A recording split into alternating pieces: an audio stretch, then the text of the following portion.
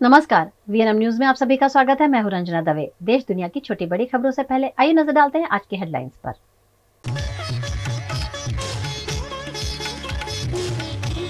आखिरकार एमपी को मिल गया नया मुख्यमंत्री, मोहन यादव सीएम, जगदीश देवड़ा, राजेंद्र शुक्ला बने डिप्टी सीएम।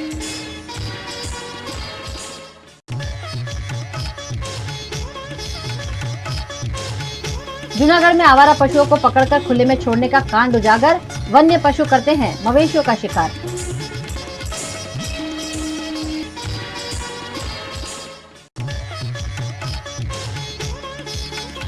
और विद्युत सहायक इलेक्ट्रिक असिस्टेंट के परीक्षार्थियों का हल्ला बोल, वडोदरा के विद्युत विभाग में प्रदर्शन।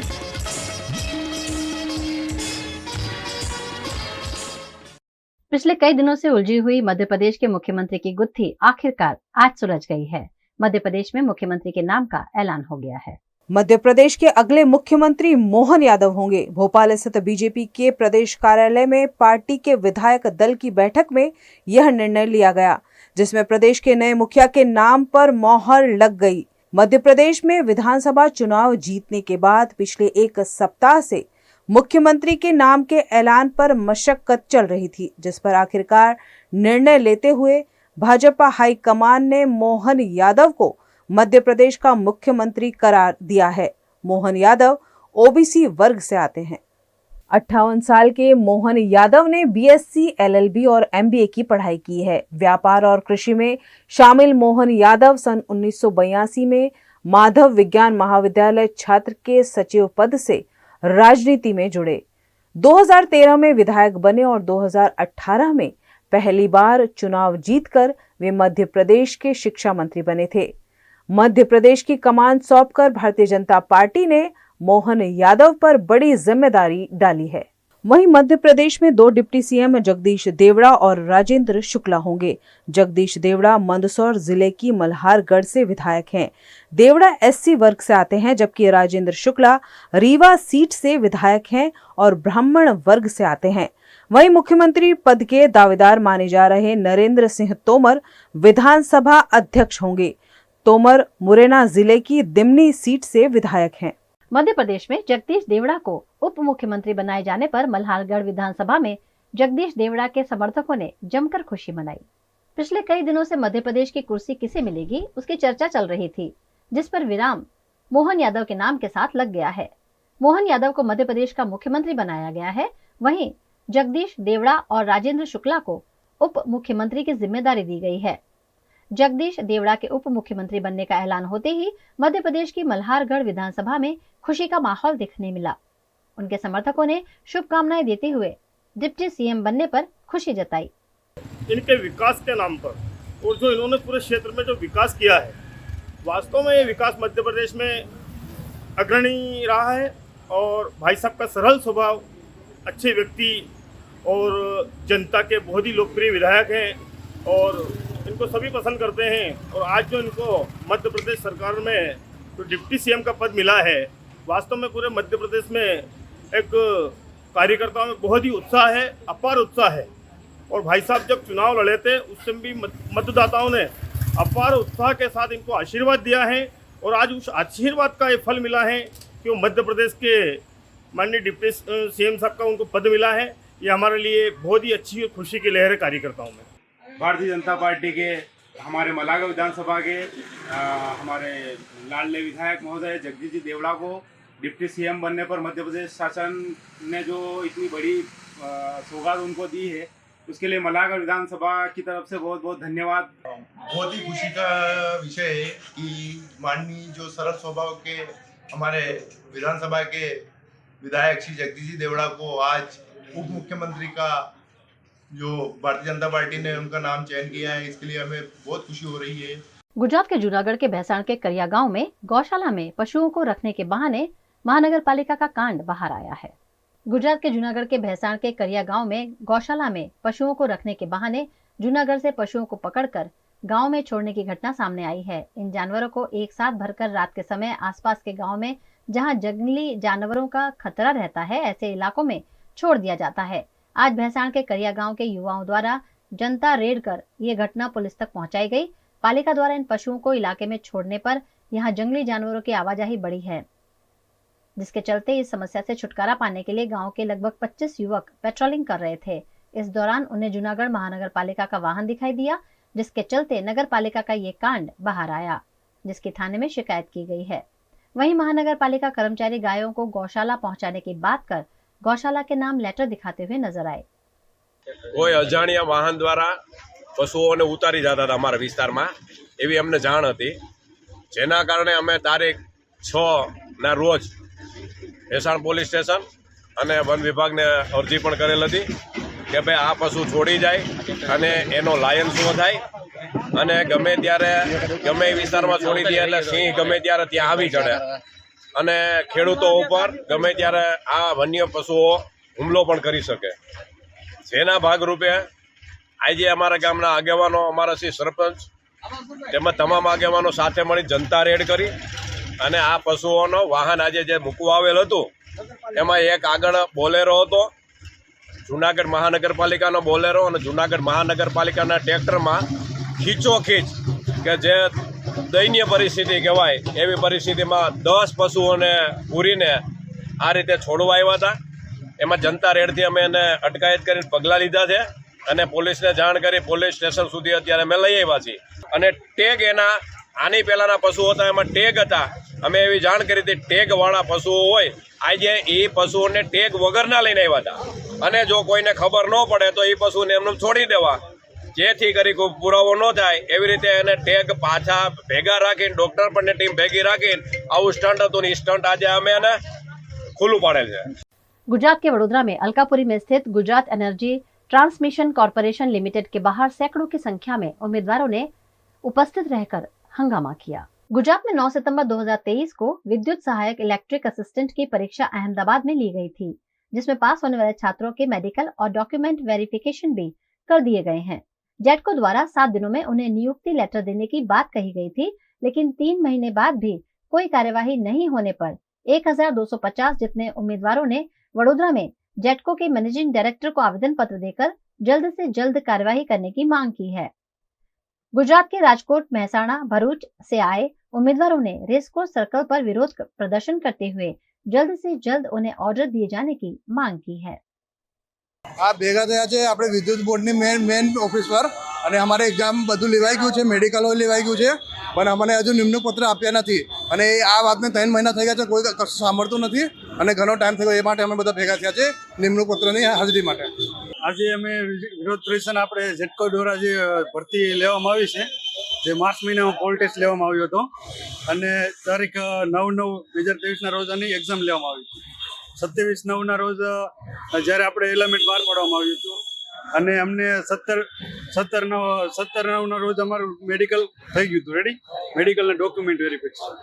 પછી તો અમને શું કે જેટકો દ્વારા કહેવામાં આવ્યું હતું વર્તુળ કચેરીથી કે તમને ઓર્ડર આપી દેવામાં આવશે અઠવાડિયાની અંદર, એમ દિવાળી પહેલાં। તો એ પછી જેટકો દ્વારા કાંઈ આગળ કાર્યવાહી કંઈ કરવામાં ન આવીને અમને કાંઈ ઓર્ડર આપવામાં આવ્યો નથી।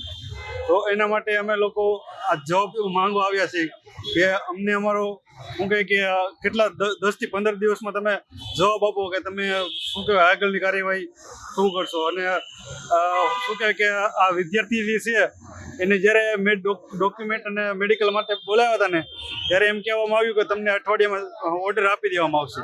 એ પછી આ બધા વિદ્યાર્થી પ્રાઇવેટ જોબ કરતા હતા અને અત્યારે પોતાએ જોબ મૂકી દીધી છે, જોબ છોડીને અત્યારે બધા બેરોજગાર છે। અત્યારે બધા આશરે અત્યારે અહીંયા 400થી ઉપર વિદ્યાર્થીઓ આવ્યા છે અને આશરે 1224 જેટલા ઓર્ડર કાઢવાના ભરતી થવાની પ્રતિનિધિઓ જે અહીંયા આવેદનપત્ર દેવા અમે આવ્યા છીએ, તો અમને વહેલી તકમાં અમને જાહેરમાં અમને નોટિસ આપીને કહે કે ભાઈ 10 થી 15 દિવસ અમને સમય આપે ચોક્કસી, આટલા દિવસમાં તમને અમે ઓર્ડર આપશું, એટલે જેથી બનીને અમારા વિદ્યાર્થીઓના એક આશા રહી કે નહીં કે અમને જોબ 760 મળી ગયો છે। गुजरात के आसमान में बादलों के जमघट के साथ फूल गुलाबी ठंड का एहसास हो रहा है। दिसंबर के अंत तक गुजरात में ठंड में बढ़ोतरी होने का अनुमान मौसम विभाग लगा रहा है। अगले 5-7 दिन में पूरी गुजरात स्टेट में बारिश होने का ज्यादा संभावना नहीं है।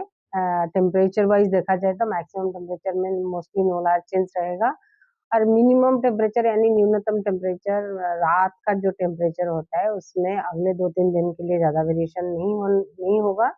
लेकिन 3 दिन का बाद 2 से 3 डिग्री तक टेम्परेचर बढ़ सकता है, नाइट टेम्परेचर बढ़ने का संभावना है। अभी जो मिस्ट, वो कोहरा नहीं है, फॉग नहीं है, वो मिस्ट है, कुछ मॉइस्चर है, अभी भी मॉइस्चर है। मॉइस्चर के कारण से ड्रॉपलेट है एटमॉस्फेयर में, उसके कारण से थोड़ा सा विजिबिलिटी डाउन जा रहा है, लेकिन वो कोहरा नहीं है, उसमें कोई नुकसान होने का संभावना नहीं है।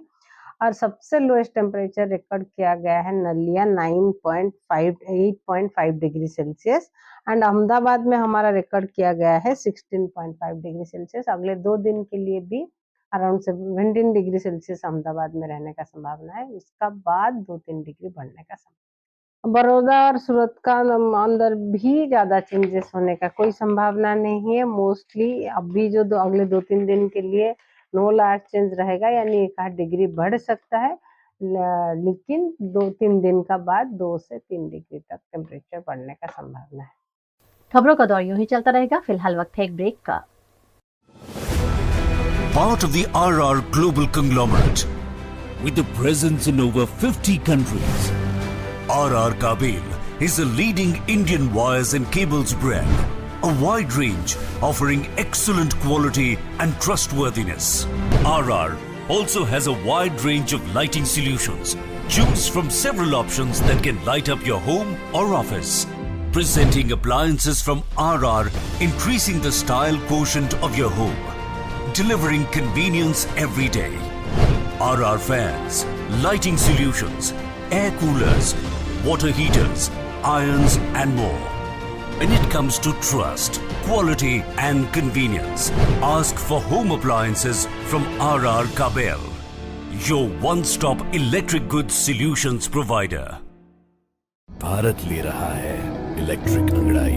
क्यों ना हम साथ चले, साथ चले, साथ बढ़े, साथ बढ़े, देश मेरे, देश मेरे।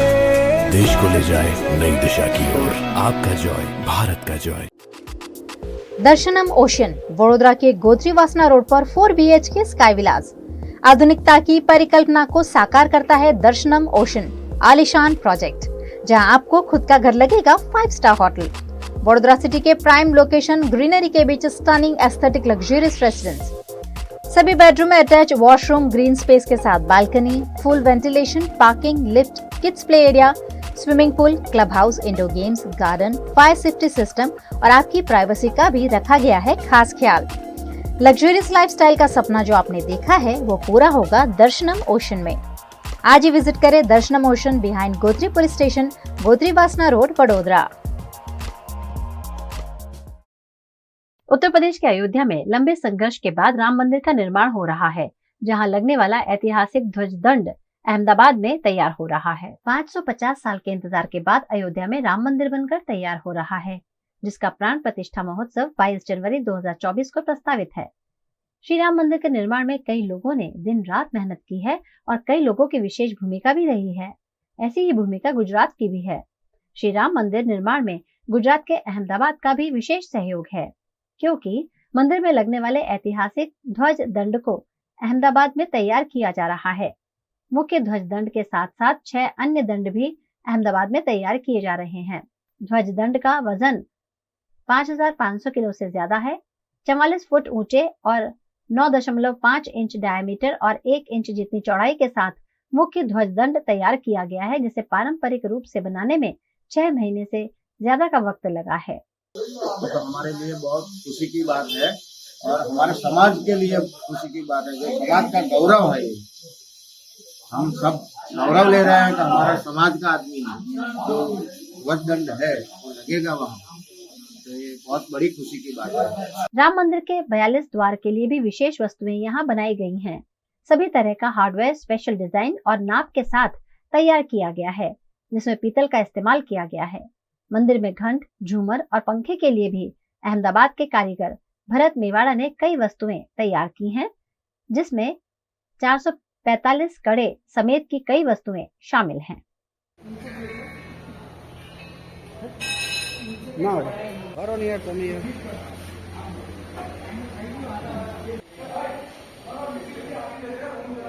बहुत खुशी है कि भगवान श्री राम का बिल्कुल अल्टीमेट जो वर्जन यहाँ पे मेरे बेटे में बन रहा है वो तो बिल्कुल यूनिक है और मुझे बहुत खुशी है। बिल्कुल शिल्प शास्त्र के हिसाब से हम लोग तो बनाते हैं 81 ईयर्स से, तो भगवान जी का मेरी फैक्ट्री में बन रहा है और अहमदाबाद से जाएगा, उससे मुझे बहुत खुशी है।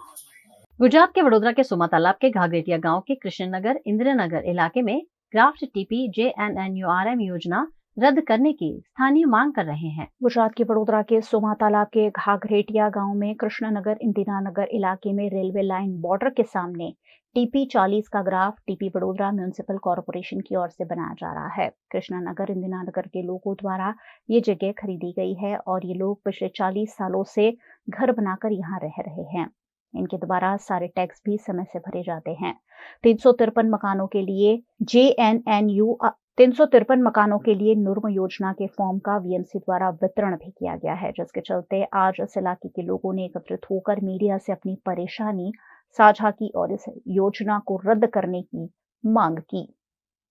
કરીને જગ્યા છે જે ઘાઘરેટિયા ગામની અંદર આવે છે, તો અહીંયા સરકારે શું કર્યું છે કે આ જે જગ્યા પર ઉભા છે અહીંથી 353 મકાનો એક લાઇનમાં છે રેલવેની બોર્ડરથી હાઈવે સુધી, અને આ ગામ 4 બાજુથી ઘેરાયેલો છે। આ બાજુ પાછળની સાઈડમાં રેલવે લાઇન આવે છે, ઈસ્ટ સાઈડમાં હાઈવેનો રેલવે બ્રિજ આવે છે અને સાઉથમાં આર્મીની જગ્યા આવે છે। અહીંયા એવી જગ્યા છે કે જ્યાં સરકારમાં કોઈ પણ નડતર નથી અને પ્રાઇવેટ જગ્યા છે, આ ખેડૂતની જગ્યા છે। આની અંદર ટીપી ગ્રાફ 40 નંબર નાખવામાં આવ્યું છે।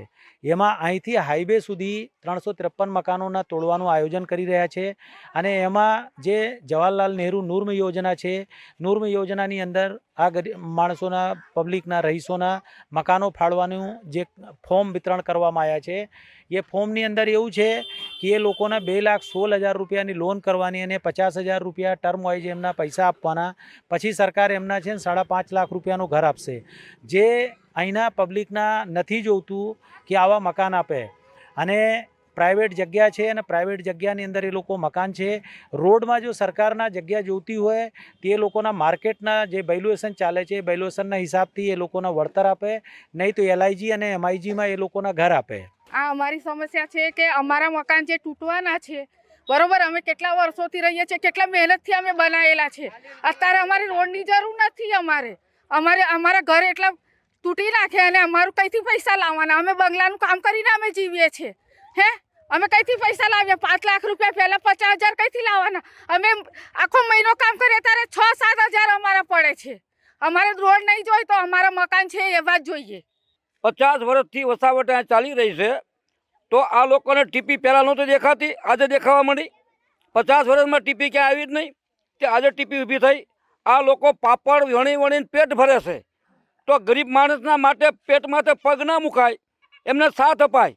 આ જગ્યા છે અમે ખરીદીને રાખેલી છે, આ જગ્યા પૈસાથી, અને હું અત્યારે ઘર બનાવ્યું છે, તો મારે હું દેવું કરીને ઘર બનાવ્યું છે, તો હું બંગલાનું કામ કરું છું, બંગલાનું કામ કરીને મેં હપ્તા ભરું છું। શાકભાજીનો ધંધો મારે કિલો લાવીને ચલાવીએ છે, તો એ રીતના અમે કેવી રીતના અમે હપ્તા ભરી શકશું? ને આ લોકો મકાનો અહીંયા આવે છે તો હા ધમકી આલીને જાય છે કે આ તો ગૌચરાની જગ્યા, तो गौचरानी जगह तो सरकार वेरा नहीं लेतो। जम्मू कश्मीर से आर्टिकल 370 हटाने मामले को सरकार ने सही ठहराते हुए जम्मू कश्मीर को राज्य का दर्जा देने के निर्देश दिए हैं। जम्मू कश्मीर से आर्टिकल 370 हटाने का फैसला बरकरार रहेगा। सुप्रीम कोर्ट की 5 जजों की बेंच ने आज सोमवार को ये फैसला सुनाया। CJI चंद्रचूड़ ने कहा है कि आर्टिकल 370 अस्थायी था, इसे निश्चित समय के लिए लाया गया था। केंद्र की ओर से लिए गए हर फैसले को कोर्ट में चुनौती नहीं दी जा सकती, ऐसा करने से अराजकता फैल जाएगी। CJI ने कहा कि अगर केंद्र के फैसले से किसी तरह की मुश्किलें खड़ी हो रही हो तभी इसे चुनौती दी जा सकती है। उन्होंने ये भी कहा कि आर्टिकल 356 के बाद केंद्र केवल संसद के द्वारा कानून ही बना सकता है, ऐसा कहना सही नहीं होगा। CJI ने बताया कि फैसले में 3 जजों के जजमेंट है। एक फैसला चीफ जस्टिस गवई और जस्टिस सूर्यकांत का है, दूसरा फैसला जस्टिस कौल का है। जस्टिस खन्ना दोनों फैसलों से सहमत है। मोदी सरकार ने अपने दूसरे कार्यकाल में 5 अगस्त 2019 को आर्टिकल 370 खत्म कर दिया था। सरकार के फैसले के खिलाफ सुप्रीम कोर्ट में कुल 23 याचिकाएं दायर की गई। 5 जजों की बेंच ने सभी याचिकाओं की एक साथ सुनवाई की। 16 दिन तक चली सुनवाई 5 सितंबर को खत्म हुई। इसके बाद सुप्रीम कोर्ट ने फैसला सुरक्षित रख लिया था, जिसे आज सुप्रीम कोर्ट ने सुनवाई के 96 दिनों बाद केस पर फैसला सुनाया है। जम्मू कश्मीर को जल्द से जल्द राज्य का दर्जा देने की बात भी सुप्रीम कोर्ट ने कही है। वहीं 30 सितंबर 2024 तक यहां चुनाव कराए जाने के निर्देश भी दिए गए हैं। गुजरात के वडोदरा के senior documentary film maker Dhiru मिस्त्री की जीवन यात्रा पर लिखी गई पुस्तक का राजमाता शुभांगिनी देवी गायकवाड़ द्वारा विमोचन किया गया। गुजरात के वडोदरा के senior documentary film maker Dhiru मिस्त्री की जीवन यात्रा पर लिखी गई पुस्तक the one and only common man Dhiru मिस्त्री नामक पुस्तक का वडोदरा की राजमाता शुभांगिनी देवी राजे गायकवाड़ के हाथों विमोचन किया गया। ये पुस्तक अमेरिका के प्राध्यापक सुरजीत सिंघे द्वारा लिखा गया है। सुरजीत सिंघे पहले कभी भी धीरू मिस्त्री से नहीं मिले थे। किसी पुस्तक में धीरू मिस्त्री के वर्णन को पढ़कर उन्होंने धीरू मिस्त्री से ऑनलाइन संपर्क किया। इस पुस्तक को लिखने में 5 महीने से अधिक का समय लगा। इस किताब में धीरू मिस्त्री के जीवन की संपूर्ण यात्रा का बखूबी वर्णन किया गया है। ધીરુભાઈનું જીવન એક વડોદરામાં એક સામાજિક કાર્યક્રમમાં બધા કાર્યક્રમમાં ઉત્સાહથી એમાં વડોદરાના જીવનમાં એમનું ભાગ રહ્યું છે અને એટલે હું એમને ખૂબ અભિનંદન આપું છું અને ખૂબ ખૂબ શુભેચ્છા આપું છું। अमेरिका के प्राध्यापक द्वारा शहर के senior documentary film maker Dhiru मिस्त्री की वडोदरा, राजपीपला और मुंबई की जीवन यात्रा में जन्म से अभ्यास, टेबल टेनिस खेलने से लेकर उन्हें मिले राष्ट्रीय अंतर्राष्ट्रीय पुरस्कार, 200 जितनी डॉक्यूमेंट्री समेत की कई बातों को पुस्तक में लिखा गया है। The one and only common man Dhiru मिस्त्री एक अनोखा पुस्तक है जिसमें धीरू मिस्त्री की सारी बातों को बखूबी बयान किया गया है।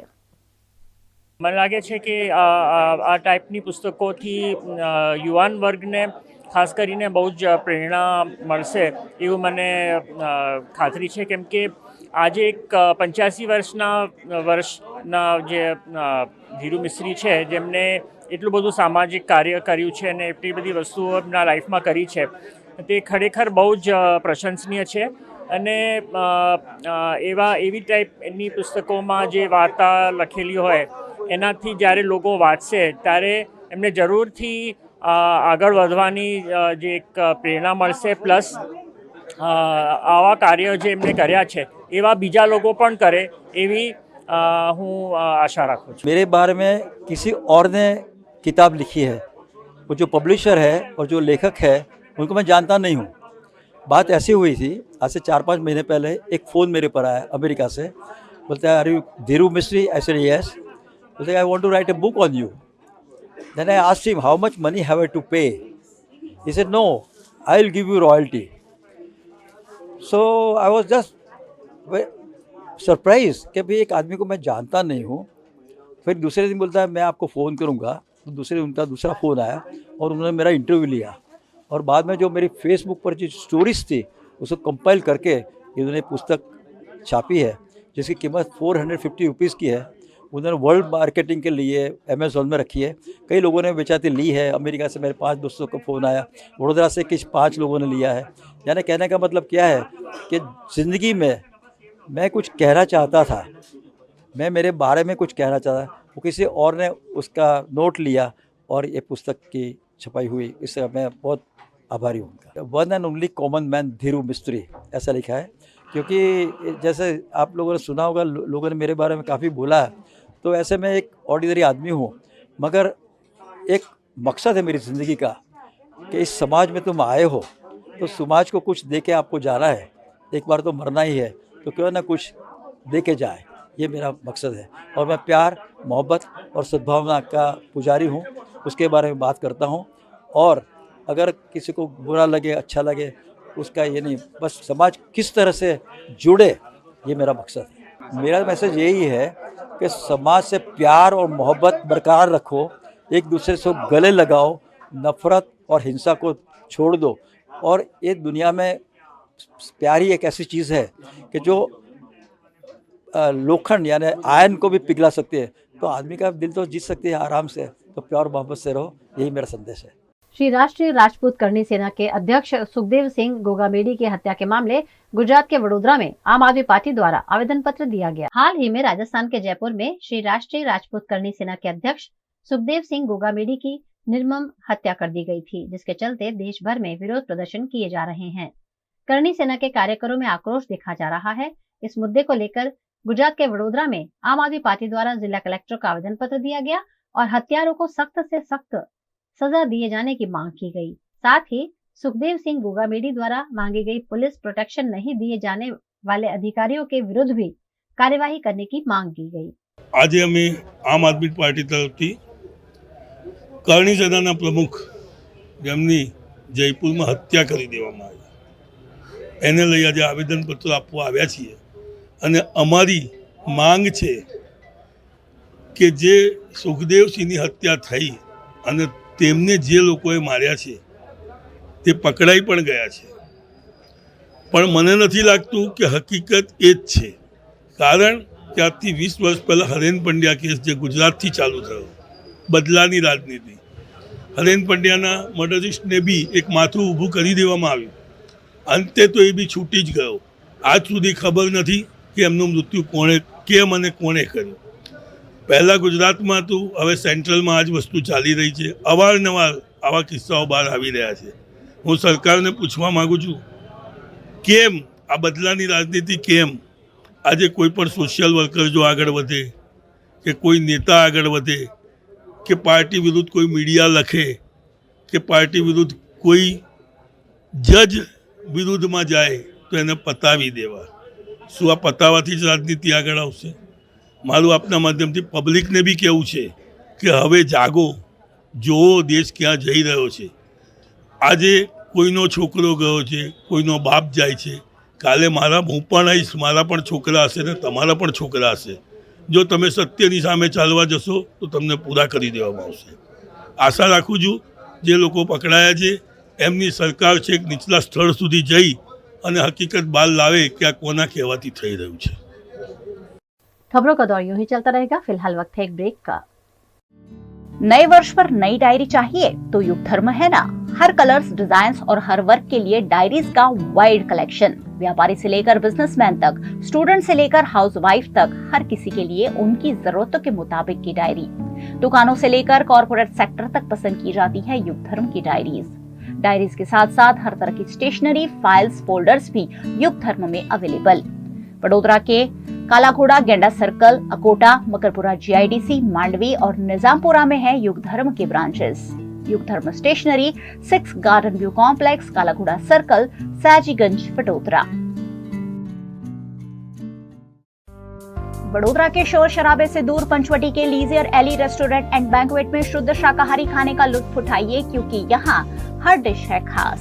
इतना ही नहीं, यहाँ प्योर जैन फूड भी अवेलेबल।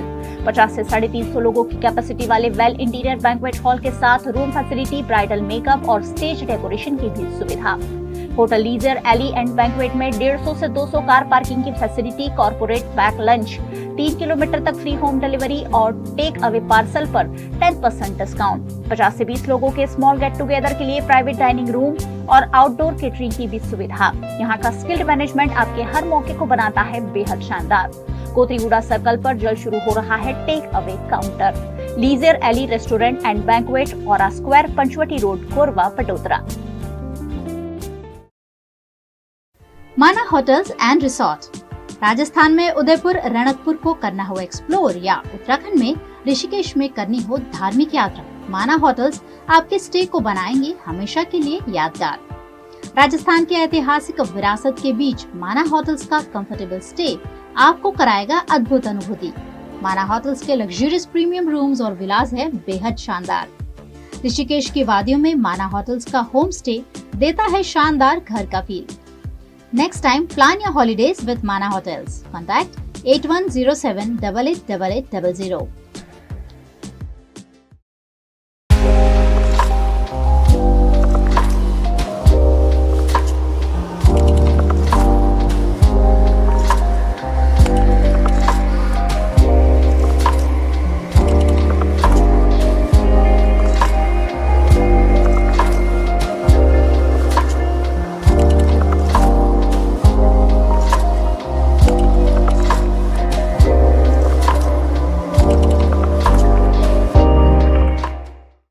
गुजरात के वडोदरा में 70 साल की महिलाओं की प्रतिभा को मंच देने के लिए आकार ग्रुप द्वारा एक अनोखी प्रदर्शनी लगाई गई है, जिसमें महिलाओं ने एक से बढ़कर एक वस्तुओं को प्रदर्शित किया है। गुजरात की कला नगरी वडोदरा में तरह तरह के एग्जीबिशन हमेशा आयोजित होते रहे हैं, लेकिन इस बार जेतलपुर रोड पर त्रिशा आर्ट गैलरी में लगाई गई प्रदर्शनी कई मायनों में बेहद खास है। यहाँ 70 साल से ऊपर की महिलाओं द्वारा हाथों से बनाई हुई वस्तुओं को प्रदर्शित किया गया है, जिसमें ऊनी कपड़े, ladies purse, cotton frocks, hand painted calendar, baby quilts समेत की अलग अलग वस्तुएं प्रदर्शित की गई है, जिन्हें महिलाओं ने अपने हाथों से बनाया है।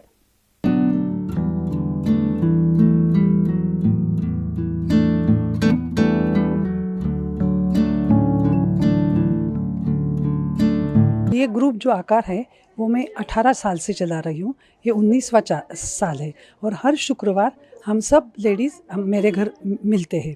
मेरा मोटो ये था इसमें कि काफ़ी लेडीज़ को, गरीब जो लेडीज़ होती है उनके लिए गवर्नमेंट की काफ़ी स्कीम्स है, पर जो अच्छे घर की है, जिनके अंदर आर्ट है, उनके लिए तो कुछ भी नहीं है, तो उनको मोटिवेट कैसे करूँ मैं।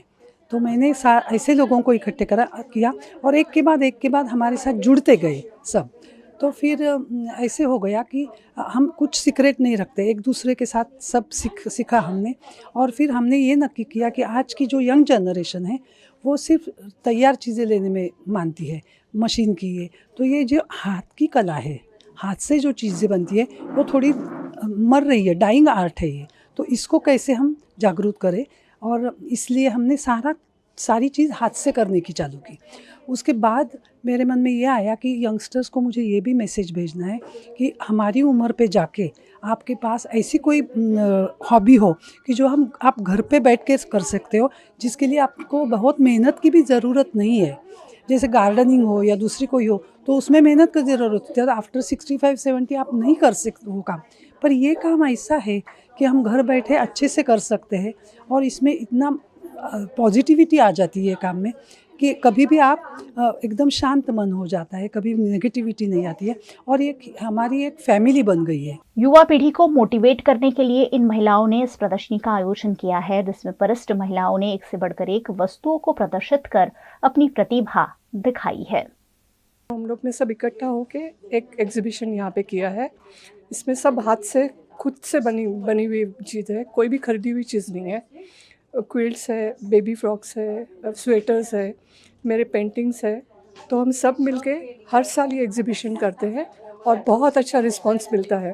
शादी के सीजन में कम लागत से अगर आप एक से बढ़कर एक ज्वेलरी खरीदना चाहते हैं तो वडोदरा के दागिना ज्वेलर्स की ज्वेलरी आपको बेहद पसंद आ सकती है। शादी ब्याह का सीजन शुरू हो गया है और इसी बीच सोने चांदी के दाम आसमान छू रहे हैं। ऐसे में लोग रियल ज्वेलरी के मुकाबले आर्टिफिशियल ज्वेलरी को काफी पसंद कर रहे हैं। इसी के उपलक्ष्य में गुजरात के वडोदरा शहर के जेतलपुर रोड पर त्रिशा आर्ट गैलरी में दागिना ज्वेलर्स द्वारा 2 दिवसीय ज्वेलरी एग्जीबिशन का आयोजन किया गया। दागिना ज्वेलर्स में वेस्टर्न लुक से लेकर ट्रेडिशनल लुक तक की सभी तरह की ज्वेलरी उपलब्ध है, जिसमें कुंदन, पांची कुंदन, रियल स्टोन समेत की तरह तरह की वस्तुएं देखने मिलती है। गले के सेट से लेकर माथे का टीका, हाथों के कंगन, अंगूठियां, तरह तरह की स्टाइल में, वैरायटी में, कलर्स में यहाँ उपलब्ध है, जो वडोदरा के लोग काफी पसंद करते हैं। शादी ब्याह के सीजन में अपने आप को खूबसूरत दिखाने के लिए दागिना ज्वेलर्स की इस ज्वेलरी एग्जीबिशन का बड़ी संख्या में लोग विजिट भी कर रहे हैं।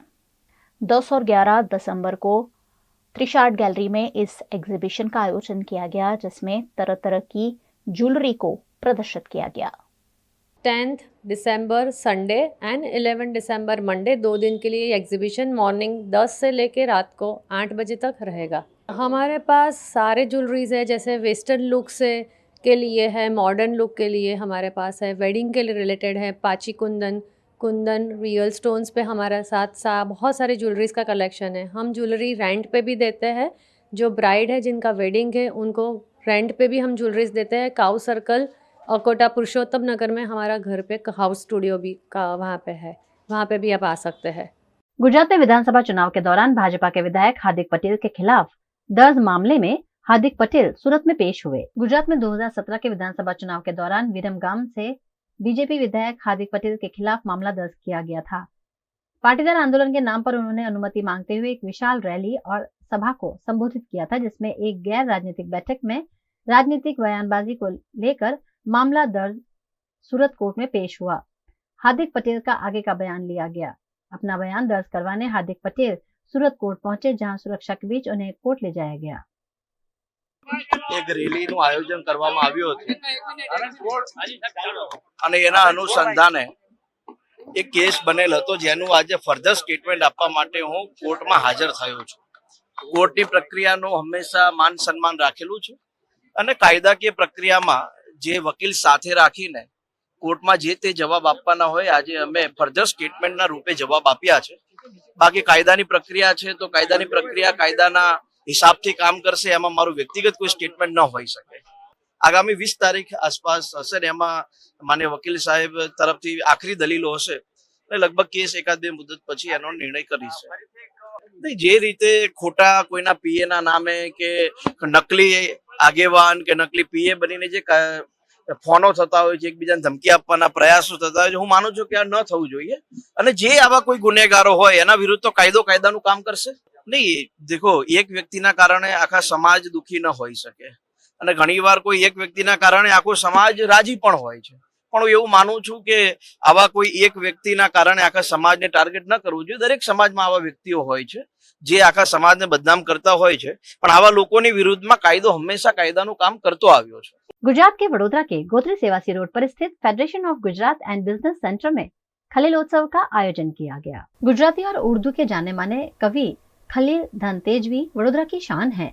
पद्मश्री खलील धनतेजवी अब नहीं है, लेकिन उनकी गजलें आज भी साहित्यकारों के दिलों में जिंदा हैं।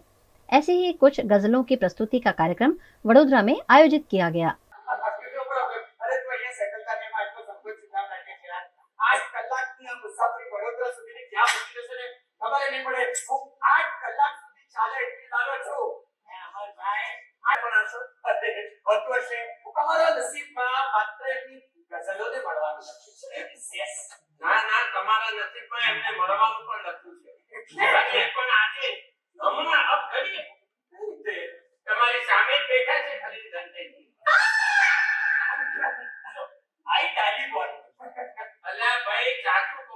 गुजरात के वडोदरा के गोत्री सेवासी रोड पर स्थित federation of Gujarat and business centre में पद्मश्री खलील धनतेजवी एकेडमिक फाउंडेशन द्वारा खलीलोत्सव का आयोजन किया गया। इस मौके पर खलील धनतेजवी की गजलों के संग्रह समर्पण और नबील सैयद के प्रथम उर्दू गजल संग्रह ख्वाबों के नखल का विमोचन किया गया। इस कार्यक्रम में गुजरात विधानसभा के मुख्य दंडक बालकृष्ण शुक्ल, पूर्व पुलिस अधिकारी किशोर सिंह चौहान और साहित्य प्रेमियों की बड़ी संख्या में उपस्थिति रही।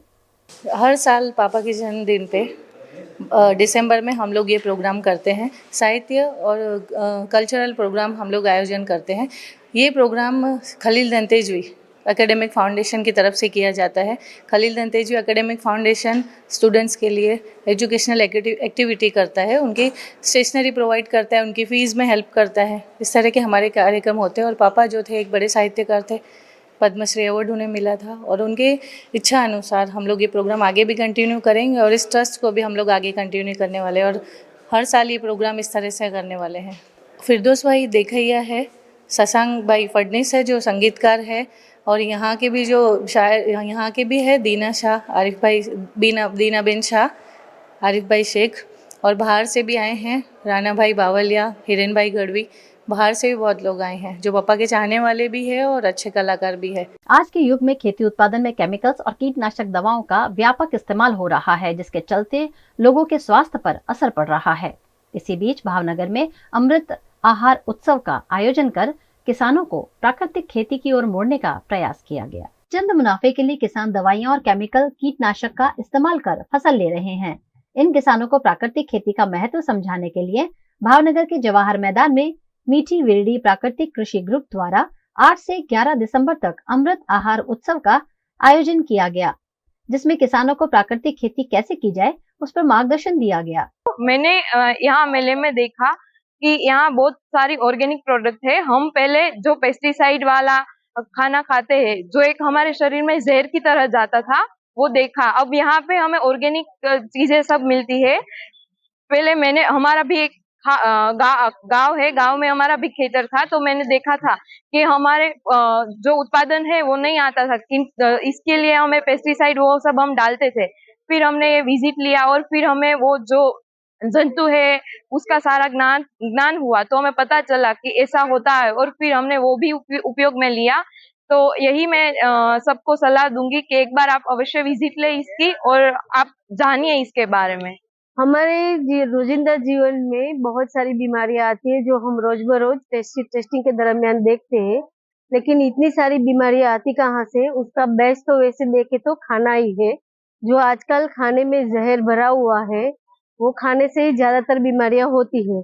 यहाँ पे जो छोटे छोटे खेडूते हैं वो सब मिल के प्रयास कर रहे हैं कि ये जब जहर है वो खाने से निकल जाए और ऑर्गेनिक फूड फार्मिंग करके लोगों को हेल्थ प्रोवाइड करने का प्रयत्न कर रहा है।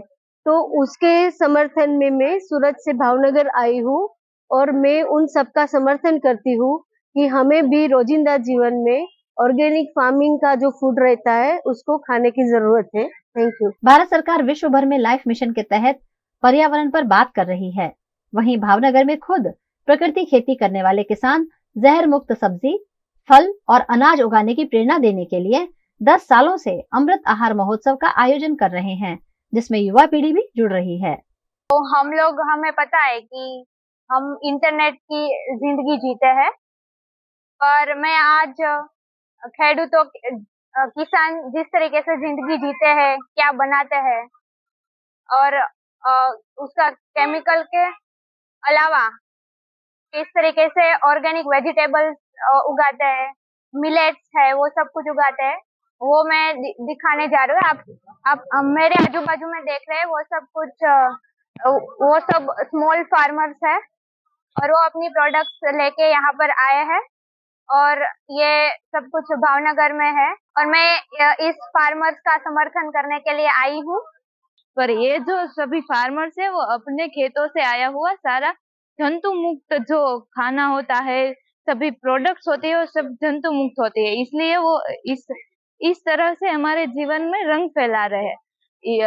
इस जमाने में आप सब जानते हैं कि कुछ भी जंतु मुक्त नहीं होता, लेकिन यहाँ के जो फार्मर्स है वो अपने खुद फार्म से तोड़ के सारे सब्जी और सभी उत्पादन यहाँ पे लेके खुद अपने हाथों से देते हैं। भावनगर में आयोजित अमृत आहार महोत्सव में समाज शास्त्री जिगना दिहोर चूल्हे पर रोटी बनाते हुए देखे गए। भावनगर में आयोजित अमृत आहार मेले में कृषि के अलावा पशुपालन और मधुमक्खी पालन जैसे व्यवसायों पर भी जानकारी दी गई। इस मेले में मधुमक्खी के पालन पर भी मार्गदर्शन दिया गया। आप जो नेचुरल प्रोडक्ट्स खाएंगे, नेचुरल खाना खाएंगे तो वैसे ही स्वस्थ रहेंगे। 10 दिसंबर है वो मानव अधिकार दिवस तरीके मनाया जाता है, लेकिन स्वस्थ रहना भी आपके लिए आपका एक अधिकार है। लेकिन जो आप दवाई खाने की आपको कोई जरूरत नहीं है, जो आप केमिकल बिना केमिकल वाला खाना खाएंगे, तो आप बिना जंतुनाशक वाला खाना खाइए, दवाई मत लीजिए।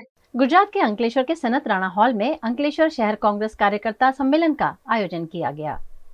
अंकलेश्वर शहर कांग्रेस समिति द्वारा शहर के सनत राणा हॉल में कार्यकर्ता सम्मेलन का आयोजन किया गया। इस कार्यक्रम में प्रदेश कांग्रेस संदीप मांगरोला, जिला कांग्रेस प्रमुख परिमल सिंह, AICC डेलीगेट और अहमद पटेल की बेटी मुमताज पटेल विशेष उपस्थित रहे। अग्रणियों द्वारा कार्यकर्ताओं को नव वर्ष की शुभकामनाएं देने के साथ आगामी लोकसभा चुनाव के लिए भरूच की बैठक भेंट में देने का आह्वान किया गया। इस मौके पर मुमताज पटेल द्वारा कांग्रेस के कार्यकरों की सराहना की गई।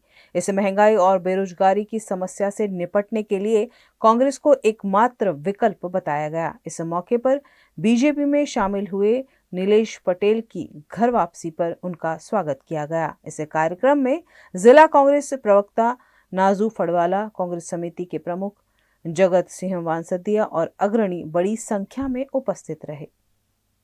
આવનાર દિવસની અંદર ગુજરાત પ્રદેશ કોંગ્રેસ સમિતિએ નક્કી કરેલા કાર્યક્રમો મુજબ બૂથ વાઇઝ કઈ રીતે ગામે ગામ જઈ શકાય, સેક્ટરની રચના કઈ રીતે થઈ શકાય, મંડળની રચના કઈ રીતે થઈ શકાય, પ્રભારીઓથી લઈ કોંગ્રેસનો હાથ મજબૂત કરવા માટે આજે સંકલ્પ લીધો છે। આવનાર દિવસની અંદર સૌ આગેવાનો ગામના બૂથ સુધીને પહોંચશે એવી શુભેચ્છા પણ પાઠવવામાં આવેલી છે। ત્યારે આપ સૌને નવા વર્ષના આજે મુલાકાત કરવાનો મોકો કોંગ્રેસને મળ્યો. આવનાર દિવસની અંદર કોંગ્રેસનું બૂથ મજબૂત થશે એ આજના દિશાની અંદર પ્રયાસો કરવામાં આવેલા છે. ત્યારે આપ સૌને હું શુભેચ્છા પાઠવું છું. देखिए, आज अंकलेश्वर शहर समिति की हमने ये मीटिंग बुलाई थी कार्यकर्ताओं को नववर्ष की शुभकामना देने के लिए और उनसे रूबरू मुलाकात करने के लिए और उनको जागरूक करने के लिए कि अब वक्त आ गया है लड़ाई लड़ने की। अब वक्त आ गया है कि जनता के बीच में जाके बताएं कि कांग्रेस ही वो एक विकल्प है, क्योंकि आम जनता अब परेशान है बेरोजगारी, भ्रष्टाचारी और महंगाई हर चीज़ से। तो हम चाहते हैं कि हम विकल्प बन के आएँ और जनता को, लोगों को साथ में लेकर उनके लिए बदलाव लेकर आए। तो हम अभी तो आवाज़ उठा सकते हैं और कुछ नहीं कर सकते, इसीलिए हम चाहते हैं कि जनता हमको सत्ता में लेकर आए कि फिर हमें किसी को जाके आवाज़ उठाने की ज़रूरत नहीं पड़ेगी, किसी को मिन्नत करने की ज़रूरत नहीं पड़ेगी, किसी पे दबाव डालने की ज़रूरत नहीं पड़ेगी। हम खुद ये काम कर सकेंगे लोगों के साथ में मिलकर, गांव-गांव जाकर, घर-घर जाकर लोगों को याद दिलाकर कि कांग्रेस ही एक विकल्प है। पब्लिक को पता ही है, रोज़ पब्लिक ही तो महंगा है। हम लोग तो सिर्फ बोलते हैं, पर हमें बोलने की क्या ज़रूरत है? जो घर चलाता है उसको मालूम है कितनी महंगाई है। गुजरात के वडोदरा से कर्नाटक में आयोजित 33वीं सब junior kho kho national championship के लिए टीम रवाना हुई। पिछले कुछ वर्षों से देश के लोगों में खेलों के प्रति जागरूकता आई है। नेशनल हो या इंटरनेशनल, हर प्लेटफॉर्म पर भारतीय बेहतरीन प्रदर्शन कर रहे हैं। अब देसी गेम्स को भी बढ़ावा दिया जा रहा है, जिसके चलते गुजरात के वडोदरा से कर्नाटक के टिप्तूर में आयोजित होने वाली 33वीं सब junior kho kho national championship में हिस्सा लेने के लिए गुजरात की टीम रवाना हुई। इस प्रतियोगिता में भाग लेने वाले बच्चे अच्छा प्रदर्शन करेंगे और गोल्ड मेडल लाएंगे, ऐसा विश्वास जताया गया। हम कर्नाटका जा रहे हैं खो खो नेशनल खेलने, गुजरात की टीम को रिप्रेजेंट करने, और हमारी तैयारी 2-3 महीने से अच्छी चल रही है। हम लोग प्रैक्टिस बहुत कर रहे थे। हम आशा है कि हम हमारे गोल्ड मेडल जीतें। 33મી सब जूनियर चैंपियनशिप टिप्तूर खाते कर्नाटकમાં થવા જઈ રહી છે। 13 તારીખથી 17 તારીખથી ટુર્નામેન્ટ છે અને વડોદરામાં 3 તારીખે સિલેક્શન થયું હતું અને ગુજરાતના અલગ અલગ ડિસ્ટ્રિક્ટથી બધા પ્લેયરો જવાના છે વડોદરાથી અને ટીમ સારું પ્રદર્શન કરે એવી અમને આશા છે। गुजरात के वडोदरा के कारेलीबाग में लेबोपैथ डायग्नोस्टिक्स पैथोलॉजी लेबोरेटरी का शुभारंभ किया गया। गुजरात के वडोदरा के कारेलीबाग के लोगों को सुविधा मुहैया कराने के उद्देश्य से कारेलीबाग के वीआईपी रोड के ऑर्थोपेडिक हॉस्पिटल के पास बियॉन्ड केयर के सूत्र के साथ लेबोपैथ डायग्नोस्टिक्स पैथोलॉजी लेबोरेटरी की नई ब्रांच का शुभारंभ किया गया। इस लेबोरेटरी के खुलने से कारेलीबाग के लोगों को टेस्ट के लिए दूर नहीं जाना पड़ेगा, उन्हें अपने ही इलाके में सुविधा मिल सकेगी। We are having main branch in Manjalpur. हमारा जो मांजलपुर का ब्रांच है वहाँ से ऑपरेट होता है। यहाँ पे हम लोग basic testing, blood test, urine test सब करेंगे। हमारा मेन यूएसपी है कि हम लोग फ्री होम कलेक्शन करते हैं। We don't charge for home collections and other than we are having 1700 plus 5 star on a Google. आप समझ सकते हो कि गूगल पे जो हम लोग को रिव्यू देते हैं वो 1700 प्लस है, जो कोई भी लेबोरेटरी बड़ौदा में उससे हाईएस्ट है। सो हमारा सर्विस और रिजल्ट में हम लोग बिलीव करते हैं। हमारे पास 2 पैथोलॉजिस्ट है और जस्ट हमने यहाँ पे जो स्टार्ट किया हुआ it will be continue for near by. बच्चों के मानसिक विकास के साथ साथ शारीरिक विकास भी हो सके, इस आशय के साथ वडोदरा की पीएजीएस और डीजीएस स्कूल द्वारा वार्षिक खेलोत्सव का आयोजन किया गया। गुजरात के वडोदरा शहर में लालबाग मेन रोड पर प्रिंस अशोकराजे गायकवाड़ और दिव्यानी राजे गायकवाड़ स्कूल कार्यरत है। इन दोनों स्कूलों का 21वां वार्षिक खेलोत्सव मांजलपुर के स्पोर्ट्स कॉम्प्लेक्स में 3 दिनों तक आयोजित किया गया। इस मौके पर स्कूल के मैनेजिंग डायरेक्टर दिव्यानी राजे गायकवाड़, जिला युवा विकास अधिकारी केतुल महरिया, जिला खेल अधिकारी सूरत दिनेश कदम, प्रिंस अशोकराजे गायकवाड़ स्कूल के प्रिंसिपल पी वरदराजन, दिव्यानी राजे गायकवाड़ स्कूल के प्राचार्य डॉक्टर तुषार भोंसले समेत के अन्य पदाधिकारी उपस्थित रहे। कार्यक्रम में प्री प्राइमरी विभाग के 50 और प्राइमरी विभाग की 125 जितनी दौड़ प्रतियोगिता आयोजित की गई। 1800 जितने छात्रों ने इस खेलोत्सव में हिस्सा लिया। प्री प्राइमरी विभाग के छात्रों द्वारा मार्च पास्ट, मास ड्रिल समेत की कई प्रस्तुतियां दी गई। साथ ही मलखम, रोप मलखम जैसे विभिन्न योगाभ्यास भी किए गए। यहाँ कराटे की गतिविधि समेत की कई खेल प्रतियोगिताएं आयोजित की गई, जिसमें विजेता छात्रों को मेडल और सर्टिफिकेट के साथ साथ ट्रॉफी देकर सम्मानित किया गया। The school basically believes in according equal importance to physical culture also. ऐसा है हमारा स्कूल में फिलॉसफी है, all for one game and one game for all. ये हर साल होता है. स्कूल का entire strength, all the 1400 students are involved in the selection, heats and others. Finally the finals took place today and we hold it for 4 days. First day for nursery and class 1 and 2, second day for class 3 to 5 and third day for class 6 to 12, and we keep here for rehearsal for 2 days. So it becomes almost here एक हफ्ते के लिए हमारा annual athletic meet होता है. आज जो होगा 21st एनुअल एथलेटिक मीट है, अभी लास्ट डे है. स्कूल के 1800 विद्यार्थियों ने पार्टिसिपेट किया. इसके अंदर मुख्य आकर्षण का केंद्र बच्चों के द्वारा किया गया मार्च पास जो था, और उसके द्वारा बच्चों को काफ़ी उत्साह मिला. इसके अलावा बच्चों ने ग्रुप डिस्प्ले के अंदर मलखम, रोप मलखम और कराटे का प्रदर्शन भी किया. और इस खेल उत्सव के अंदर साला के लगभग 3000 जैसे वाली, उनके माता पिता, अभिभावकगण इनका आयोजन का इन्होंने आनंद उठाया. गुजरात के वडोदरा के वास्तविक ऑडिटोरियम में रैकी के बारे में लोगों को जागरूक करने के लिए अवेयरनेस कार्यक्रम का आयोजन किया गया. गुजरात के वडोदरा के लोरा पार्क के वार्षिक ऑडिटोरियम में रैकी के बारे में लोगों को जागरूक करने के लिए अवेयरनेस कार्यक्रम का आयोजन भारत चैप्टर के अध्यक्ष हेड नाज तुराब अली द्वारा किया गया. इस कार्यक्रम में रैकी क्या है, कब और कैसे इसका इस्तेमाल किया जाए, recce and wealth, energy for financial stability, improve relationship with recce जैसे कई विषयों पर विस्तृत तरीके से जानकारी दी गई. इस मौके पर जापान के रेकी एसोसिएशन के प्रेसिडेंट योको सूजी, जापान रेकी एसोसिएशन के इंस्ट्रक्टर मासाओ कानो, कनाडा चैप्टर के प्रमुख नसरीन तुराब अली समेत के अन्य अग्रणी मौजूद रहे और रेकी के बारे में लोगों को विस्तृत जानकारी दी. 霊気が何なのか、宇宙の根源的な、生命力エネルギーです。Reiki is the basic, एकदम जो अपना बेसिक जो रहता है और अपने लाइफ फोर्स एनर्जी, अपने अंदर जो एनर्जी है वो रेकी है. 日本では大昔の人が、手から霊気のエネルギーを流して病気を癒したりしてました。それが当たり前に行われていました。 जापान में जो है काफ़ी पहले से हाथ से लोग हीलिंग करते थे. उनके अंदर ऑलरेडी ये क्या बोलते हैं शक्ति, एनर्जी थी, वो चीज़ है. それがインドでもとてもポピュラーで、当霊気協会は6つの海外支部が現在ありますが、そのうちの1つがインド支部です。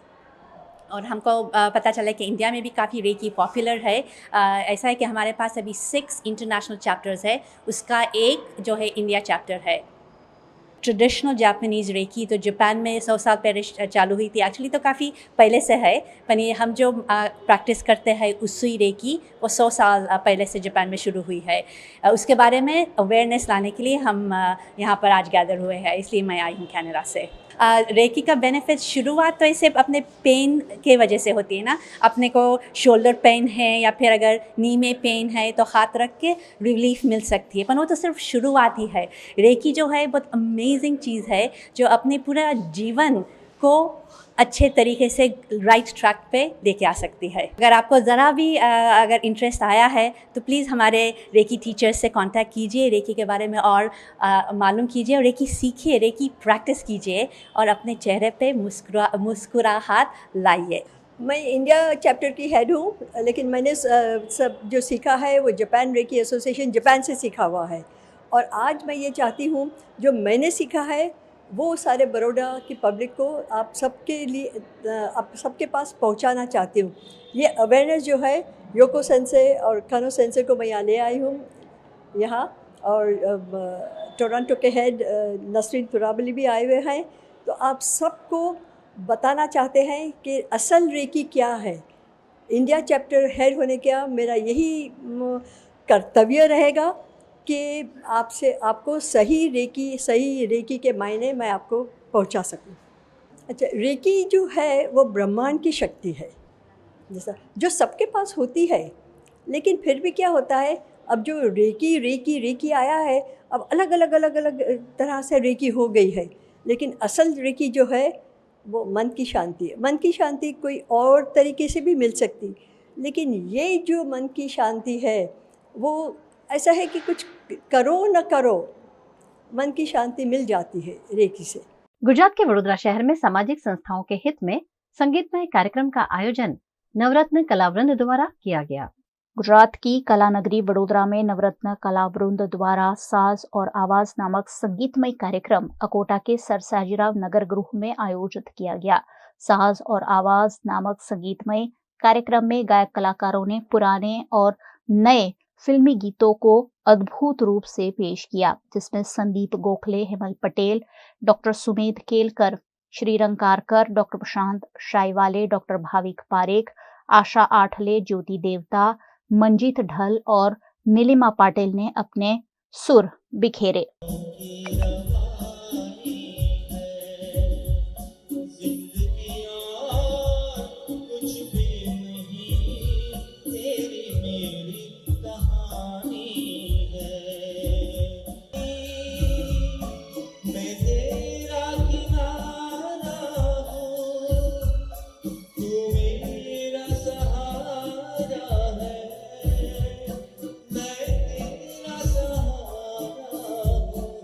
इस कार्यक्रम का आयोजन डॉक्टर विकास करम्बेलकर, श्रीनिवास आपटे, डॉक्टर तपन शक्ल, डॉक्टर अर्पण शाह, वर्षा गोलवलकर समेत के आयोजकों द्वारा किया गया।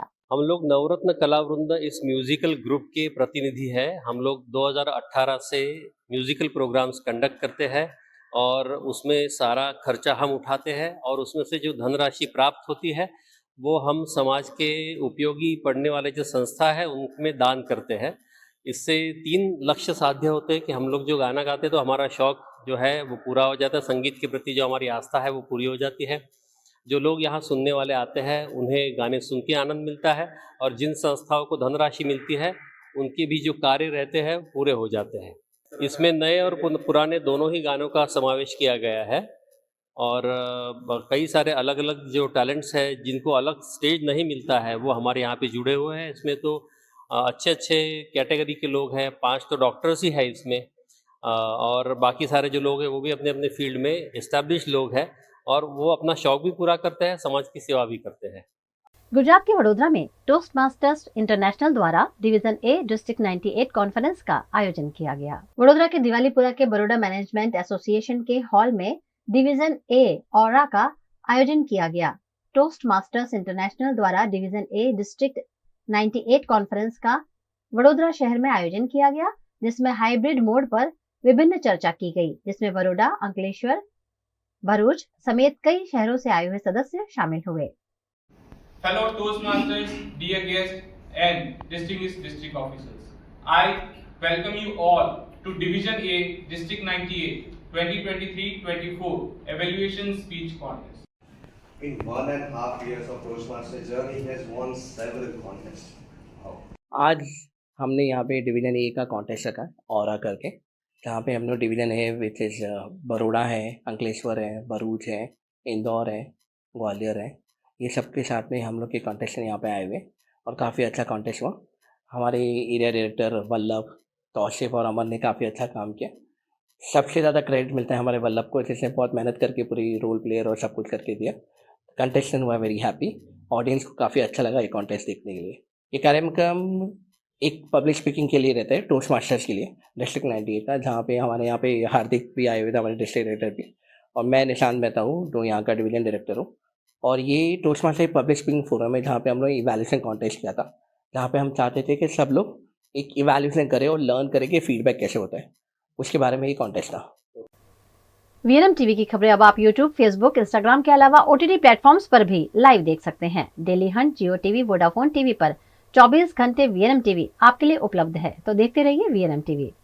वीएनएम न्यूज रूम से आज बस इतना ही। कल फिर मुलाकात होगी, तब तक के लिए इजाजत दीजिए। नमस्कार।